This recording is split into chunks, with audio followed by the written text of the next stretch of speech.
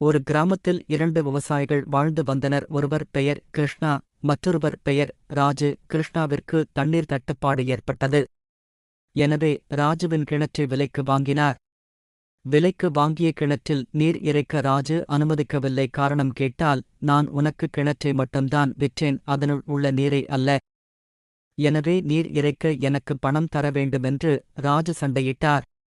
மனம் நொந்து போன கிருஷ்ணா மன்னனிடம் முறையிட்டார். மன்னன் மந்திரியை அனுப்பி நடந்ததை விசாரித்தார்.